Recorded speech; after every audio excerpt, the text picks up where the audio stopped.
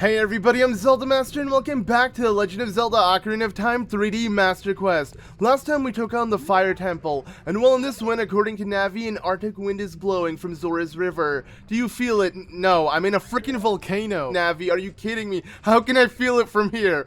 But, I mean, we should definitely go ahead and investigate what that is. So, let's go ahead and do that by escaping from Death Mountain. Now, while I could play the Prelude of Light and teleport out of here, I don't want to do that, and that is because there's a couple things I want to get while leaving Death Mountain. So now that we have the Megaton Hammer, we can easily well, not really explode, but break these boulders. You know, a bomb would explode it, but sadly our bomb isn't strong enough. So yes, these boulders are a bit different than the ones the bombs explode. You're gonna need your Megaton Hammer to slowly crush it away. And well, yes, there's a great fairy fountain waiting for us. So let's go ahead and not play Epona's song and play Zelda's Lullaby in order to summon this great fairy. So that way we can actually get a magic meter upgrade. I believe we originally got our magic meter here. I want to say we did like atop Death Mountain, and now as an adult we entered Death Mountain to get an upgrade to it. 7 years after, that is. But yeah, let's go ahead and pick this up. So the Great Fairy Summon, I don't believe there's really much of a difference between these fairies. Each fairy is for something specific. Like this one is the Great Fairy of Wisdom. I'll grant you an enhancement of your magic power. Receive it now. I feel like the ones in Majora's Mask are a lot more helpful, and you can kind of differentiate the difference between them, because I want to say they have different color hair. I think in this game they all have pink hair. But I might be wrong. I can't remember, to be honest. Either way, we got ourselves magic. You can't really see it. It's like Link is holding the fairy. Yeah, I got myself a great fairy. Hopefully she'll help me out and replenish my hearts when needed. Anyways, our magic has been enhanced too. That's what we really got. Why is Link now surprised? Like, whoa! So yeah, when your battle has made you weary, please come back and see me. Sounds good. I don't really need that per se, because the little fairies we find do the exact job, except without replenishing your magic. But either way, we got a full meter, so I think we're going to be able to, you know, utilize it much more, especially with Din's Fire and such, because that takes a lot of magic, and it is pretty helpful in Master Quest if you couldn't tell. But alright, now with Megaton's Hammer, we're able to also explode that little thing that's pretty much giving us a shortcut to the very top of Death Mountain by using this, a ladder. I don't know how this wooden ladder is in the mountain without you know, igniting on fire, even though Link is gonna die from the heat and he needs a red tunic to survive. But hey, even though I just question it, I'm not gonna question it.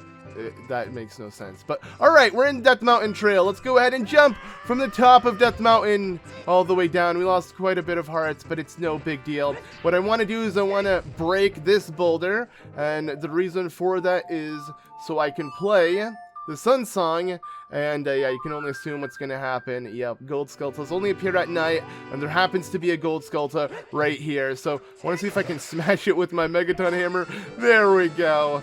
And let's go ahead and continue on. So there is one more Gold Skulltula around the Death Mountain Trail that I want to quickly grab. You know, luckily there is no eruption, so walking around here is pretty nice. It's kind of funny. This is really the trail. Like, this is the, you know, big hurrah. I remember as a kid, to me, this was terrifying. But in reality, this is just like a really small, narrow hallway. In Breath of the Wild, which, you know, I hate to constantly want to reference that game, but they did such a good job leading up to Death Mountain and how real it seems. This just goes by way too fast, but I'm not complaining. This was like the first 3D adventure game, you know, there was, especially for Zelda. This was Zelda's first 3D adventure game, so it was huge for its time, and I mean, it blew me out of the water when I first played it when I was younger. It's just crazy to see how much games have changed over time, and I can't help but make the reference, but I'm not at all, like, you know, making fun of how this game looks or anything like that. This game is still a absolute classic to me. I'm not gonna lie, I get really nostalgic playing this game. Like, I freaking love Ocarina of Time. It was, in reality, my first game ever, so yeah. And while I maybe didn't beat it out of my first game, it was still one of the games I played first, and the one I have the most fond memories of. Like, when I think of a video game, I just think of the N64 and Ocarina of Time. That's my go-to thing. But alright. That aside, we went ahead and picked up another Gold Skulltula from, you know, Death Mountain's trail, and now we're ready to make our way to this weird Arctic wind that Navi was telling us about. Hopefully we can start to feel it now that we're a good ways away from the mountain. But yeah, I do like how if you enter a village right before it turns daytime, it will... You can hear the birds chirping. People are out like it's day, but it's not fully day. And then obviously time gets stuck in towns like this, so it will forever stay like at the butt crack of dawn. You know, we're just waiting. But all right, yeah, that's aside the point. I just think that's a cool thing, and it's really peaceful to walk around Kakariko Village around this time. I didn't even intend for that, but now soon the theme is gonna begin, and we're gonna be able to get into things. But what I want to do really quickly is let's see. There we go, right? There we go, yep. No, wait, that is so off. That's Zelda's Lullaby. Well, I'm gonna need this again later in the video. That is not what I meant to play, because I'm not trying to call it Zelda. I'm trying to play opponent song. I don't know, the reason why I get confused with these notes is because unlike the C buttons, it was really obvious what note did what, because the C buttons were just really easy to memorize. And what are you doing, opponent? That was kind of weird. But yeah, I always make that reference, you know, just the N64 controller. Well, it is a really weird shaped controller and not at all really that good. It doesn't hold up. The C buttons were just really cool for, you know, playing songs on an ocarina. It made a lot of sense to me. But I don't know, on the 3DS, it just... forever it's gonna be hard for me to get used to. But all right, I'm gonna go ahead and get off opponent here. I didn't really need to use her too long. Like, we barely rode her. I could have honestly just walked like this, which I'm pretty sure Link is tall enough to kind of clip on. Yeah, I could have. So I could have used this as a shortcut instead of swimming in the water, and easily made my way to Lake Hylia. Or not Lake Hylia, because Lake Hylia is north up there, but this is connected to Lake Hylia, believe it or not, as this leads to Zora's domain, which is somewhat connected to Lake Hylia. But this is Zora's River, of course. So we're here in Zora's River, ready to find whatever adventure awaits, aka this Arctic wind, which I'm excited to check out. But I do believe one thing we did to make Zora's River a lot easier to navigate. I mean, it should be easy to navigate regardless. Like, let's say you don't have this thing planted. Link should be able to just jump over this fence. Can he not? Oh, he really can't? Well, whatever. I got a magic bean. I don't know how that makes any sense. Like, sure, Link can't jump over that thing, but he can spawn a magic bean and ride it. Lots of sense being made here. But okay, let's go ahead and play the Sun Song real quickly, because by this hole, you know, because there are a couple of grottos here, we want to pick up this real quickly, because yeah, there's another Gold Skulltula along the way. Well, I could jump into these. There's probably like a chest of like 5 rupees, 20 rupees, and maybe a cow or something. I personally just don't really care. So yeah, what I want to do now is I just want to jump down and continue my way to Zora's domain. We've done this before. It's really cool to like revisit areas as an adult and see the changes. Like, this is something honestly I wish we would have in another Zelda game. Like, I really like the time aspect. I like revisiting areas, but having you know, a slight like change to it. You know, really feeling like progression actually happened in this world. It really feels like the world's much more alive. But yeah, there we got another Gold Skulltula. I kind of suggest standing on this because it helps. Like, the ledge gives Link a little bit more, you know, reach with his hook shot. Soon the hook shot will just be so much better. It will get us things from very long distances. But okay, let's go ahead and now play Zelda's Lullaby. This is where Zelda's Lullaby will be pretty helpful in, because we've done this before. We can actually open up the way to Zora's domain without it. And you may have already noticed that there's some snow around here. Ever since we walked close to this area, there's been very light snow. It doesn't seem like it's too cold yet, but get ready, because as we enter in between the split and the waterfall, yeah, Zora's domain is completely frozen over. Very sad, because all the Zoras are not here. There's somewhere, probably under that, which we'll soon figure out later on. But yeah, okay, there's a Gold Skulltula right up there. It won't normally appear unless you have the time night. and that's the only way it can appear indoors. I know it sounds a little bit weird just because it is indoors, but no, it has to be nighttime for this Gold Skulltula to appear. So if it's not appearing for you, just play the Sun Song. Thing is, when you play the Sun Song, you respawn back at the entrance of Zora's domain itself, because this is an indoor area. It's kind of like a city where the sun can't, you know, move automatically in front of you, like, as you play the song. So yeah, technically the game is considering it nighttime in Zora's domain right now, so the Gold Skulltula is available for us to pick up. But alright, 3 easy Gold Skulltulas. I believe we'll be able to get another 3 in the upcoming mini temple we're going to be taking on right up ahead, and you may be wondering what that is. Well, as you can see, luckily the Zora King, while he is frozen over, he's not, like, out of reach for us. Like, we should be able to help him if we can somehow thaw him out, and there is a way to do so. So let's go ahead and make our way to Lord Jabu Jabu itself so we can pay our respects to it. You know, it's been a while. Oh, you want to fish, buddy? Oh, he's dead. Oh, well, who cares? Well, let's just go ahead and move on. Yeah, so I don't think Lord Jabu Jabu really made it, but, you know, everything seems all right here. So yeah, you know, this area here where Jabu Jabu was has frozen over as well, and there happens to be a new area for us to take on now, which I'm going to go ahead and make my way to there in a second. I just realized the ice mechanics suck in this game. Oh geez. I mean, it's not as bad as A Link to the Past. Like, see, I want to say that was the first Zelda game that actually had ice mechanics, and oh, it was so bad. Like, there was a temple where, the ice temple essentially in A Link to the Past was 100% just annoying because of the ice. No other reason.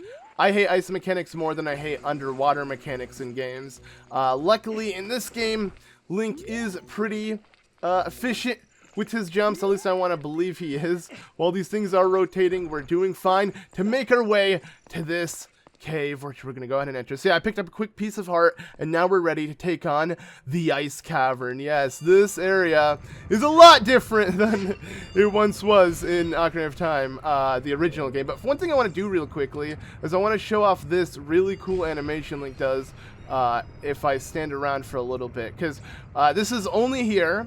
It's only when Link is in the Ice Cavern and it's very cold. He'll actually have an idle animation where he sneezes. Yeah, I don't know why, I just think that's really cool, because like in the heat, Link obviously you know, he's reacting to, you know, it being hot, you know, wiping his face, whatever. It's an idle animation you'd expect, but this is one you wouldn't really expect because there's not really many snowy areas in this game. This is honestly the only snow area we have, so yeah.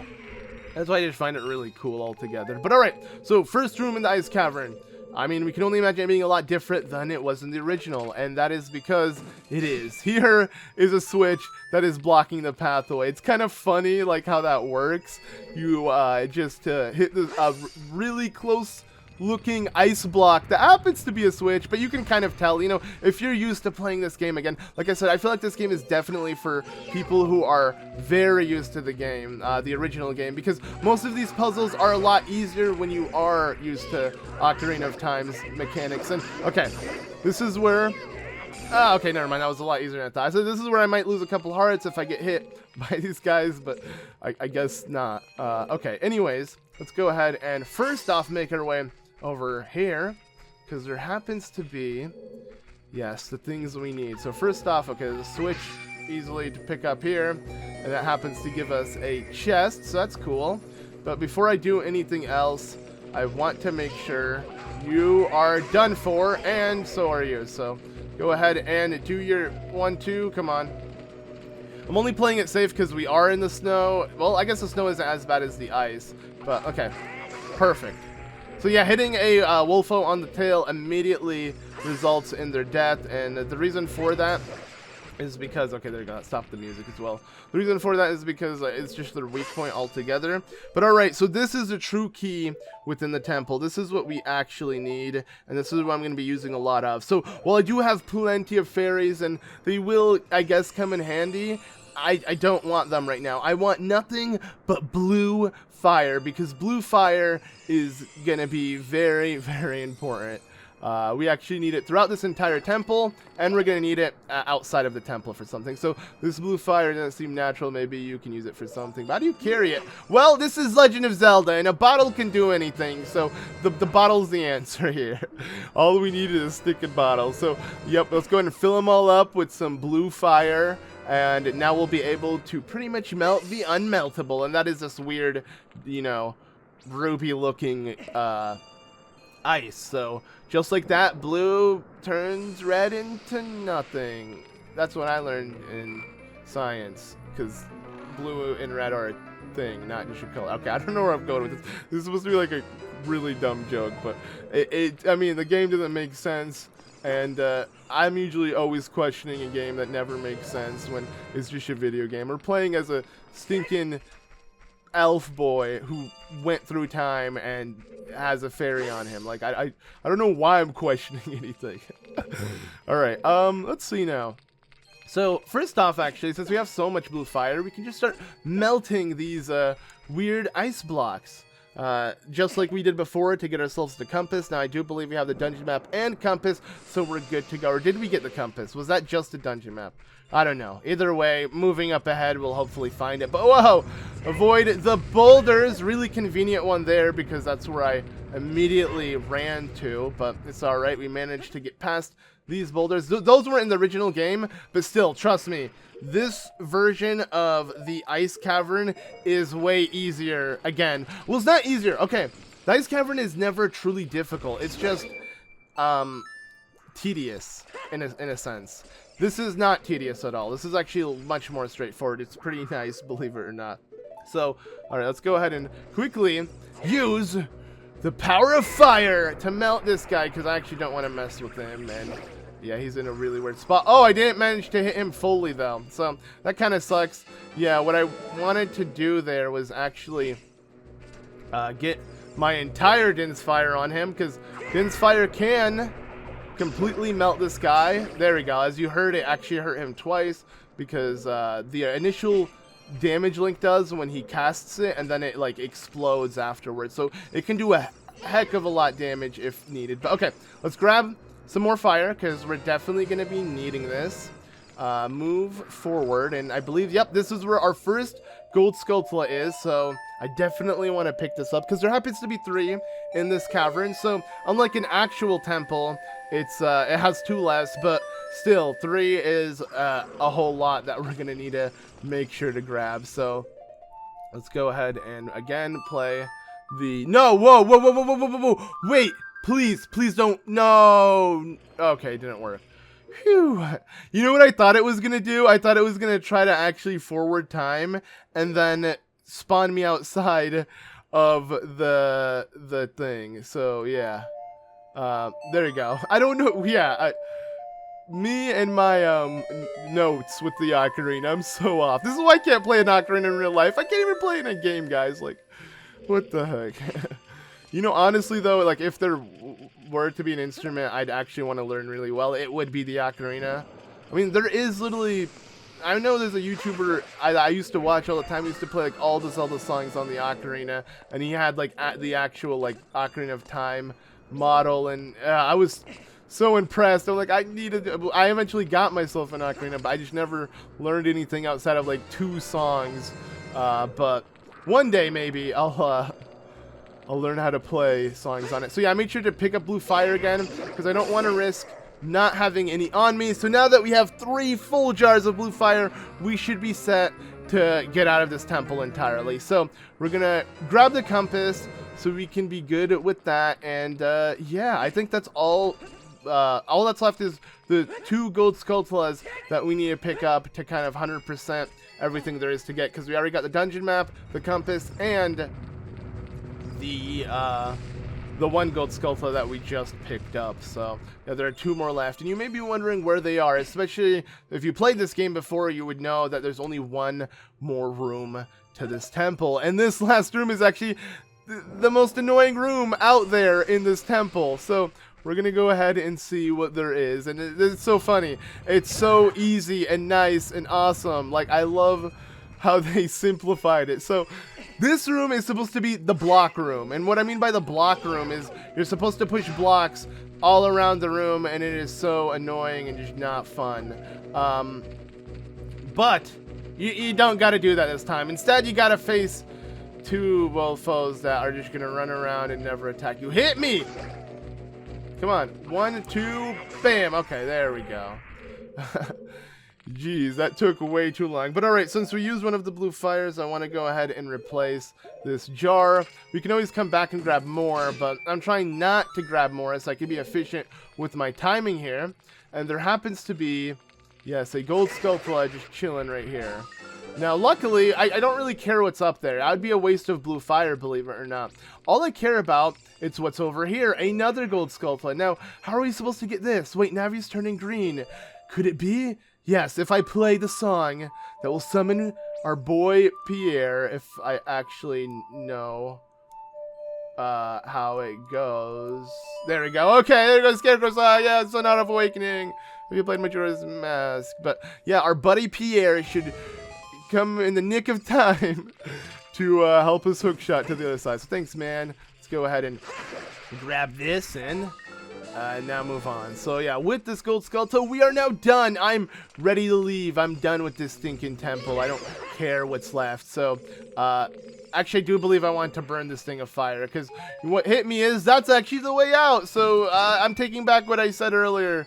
Maybe I didn't remember that. So by hitting this switch, that had the Gold Skulltula disappear. I was able to kill it, and then I hit the switch again to have the block reappear, and now I can use it as a platform to actually have me continue forward, which happens to be going this way. So yeah, sadly I do have to use one more bottle of blue fire, but you want to make sure before you continue on that you have at least one last with you. While you're not going to use it in this temple, you just want to make sure you have it, and you're going to see what I mean by that. I mean, obviously, it's the Zora King. We're going to need one for the Zora King. So, yeah. Okay, anyways. Oh, no! This guy again. Cool. It's a Stalfos. The toughest enemy. Master Quest, craziest enemy. Okay. Let's just play it safe, because he can't actually do crazy damage to me. Never mind, he's dead already. He hit me twice, but not bad. We managed to kill him, and well, yes, now we can get the reward we truly came here for. So let's go ahead and see what it is. I really like the way this room looks. It has like weird stars and crystals all over. It's such a unique room, and what it holds is iron boots. But don't worry, they're special. So yeah, iron boots apparently are really hard to find. You gotta go to the end of a cave to grab one. Alright, sweet. Now that we have them, what's going on? We meet again, Link. If you came here to meet the Zoras, you wasted your time. This is all there is. With one exception, the Zoras are now sealed under a thick ice sheet. I managed to rescue the Zora Princess from under the ice, but she left to head for the Water Temple. This ice is created by an evil curse. The monster in the Water Temple is the source of the curse. Unless you shut off the source, the ice will never melt. If you have courage enough to confront the danger and save the Zoras, I will teach you the melody that leads to the temple. Time passes, people move, like a river's flow, it never ends. A childish mind will turn to noble ambition, young love will become deep affection, the clear water surface reflects growth. Now listen to the Serenade of Water to reflect upon yourself.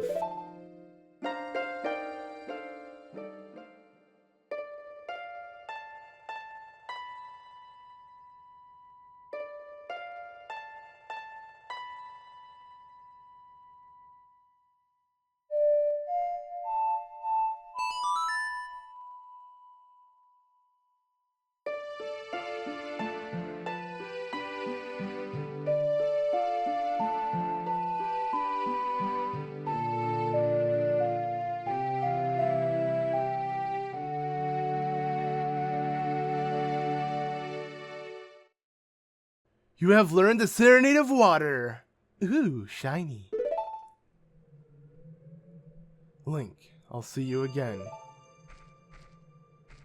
Oh no, not Deku Nut technique. Cool. I mean, can I just do the same thing? All right, I want to leave the stinking temple. It's too cold in here. Get me out. Well, I don't have the same effect.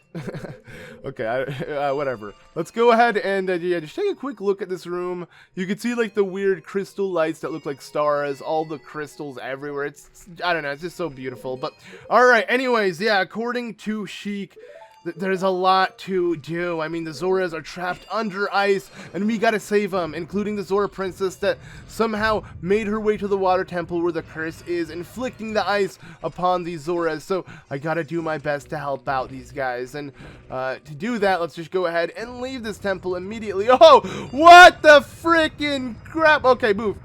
That was so funny because the boulder just like rolled out of the wall. It did not look right at all, but yep, that does it for the Ice Cavern for good. We never need to worry about this anymore, especially if you have a blue fire with you. Make sure you have that so you don't have to come back here. So, since we do have this blue fire, before we end things off, I want to go ahead and pick up a very valuable item for the upcoming temple. Not this heart container, which it will be helpful, especially since it does maximize a new container altogether. So that's pretty helpful. But no, of course, there is a Zora King who's waiting for us. I want to go ahead and free him and see what we can learn from him and how he can help us. I mean, he is the king of his people, and we want to save his people. So, yeah, we got to go ahead and just quickly make it to him. Luckily, the fire isn't timed or anything. Like, it's a cool concept. Like, it melts ice, but is in ice or something.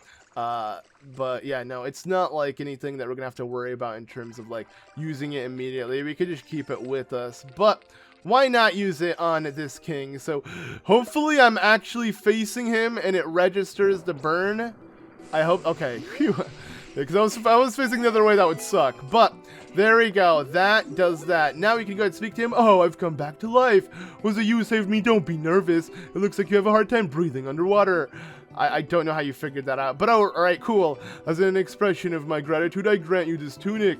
With this, you won't choke underwater. Alright, sweet, we got the Zora Tunic, and it's adult size, so we can only wear it as an adult. The game needs to tell us that, apparently. But, yeah, there we go. That does that, guys. I don't mean to teleport. I actually want to put it on and check it out. So, yeah, pretty sick, if you ask me. It is the, blue tunic. It will come in handy for the water temple, and overall it's just a really cool color to switch in, especially since now I'm, you know, obsessed with Breath of the Wild, and blue is a really good color. While it's a much lighter blue in Breath of the Wild, I still like blue a lot more, mainly because it does somewhat represent Hyrule tens of thousands of years from this time. So I just realized, like, Ocarina of Time is so much ahead of Breath of the Wild that Hyrule's gonna go through so many changes in so many years, and yeah, it's just crazy to think of the timeline altogether. It's kind of insane, really. But yeah, anywho, that does it for this episode. Thank you all so much for watching. Be sure to leave a like if you enjoyed, and well, next time we're gonna continue on through our adventures of Master Quest. So I'll see you all then. Goodbye.